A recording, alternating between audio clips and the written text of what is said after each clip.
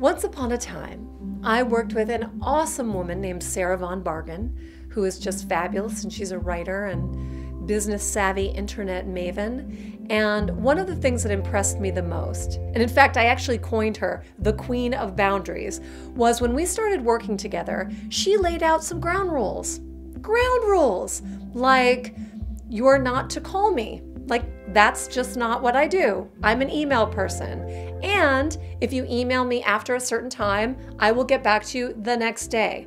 Or I don't work on the weekends, things like that. She had a very regimented way that we worked together.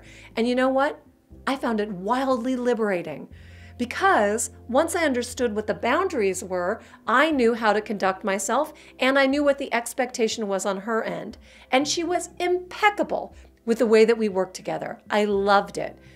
And it was a lesson for me because in my business, and I have multiple businesses, and I'm a mom, and I have a busy life, I found that there was this flexibility that I would give myself, but it wasn't the expectation that I should put on other people. Sure, if I wanted to work crazy hours so that I could be at my son's baseball game, that was my choice.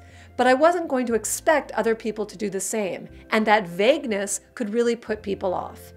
We live in a different time now where we can access our emails and be reached on our phones all the time practically, or God forbid you take some time off to the nature and you're not able to be reached, people freak out.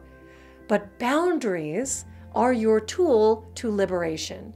Because when you set up the expectation, hey, this is what I need, or this is what you can expect from me, suddenly everybody knows how to behave. Now, this is the same for kids. And boundaries and rules and expectations give children that roadmap of how they can behave. And if you don't have those boundaries, it's chaos for adults and for kids.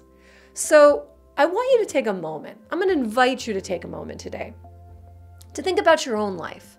And where is there some vagueness that actually makes you panicky or anxious, makes you feel bad, feels like there's got this that people are putting themselves upon you, or maybe you're putting yourself upon someone else, making them uncomfortable. Boundaries are just guidelines, rules at the pool, rules on an airplane. It makes us feel safe.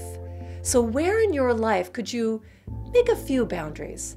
Find a little courage to speak up and say what you need and want. It can be in your home, it could be at work, it can be with neighbors, but it doesn't have to be rigid and mean. It's freedom, it's liberation, it's awesomeness. Make a few boundaries. And if you have any great stories to share, let us know in the comments. I'd love to hear from you. All right, boundaries are beautiful, people. Beautiful.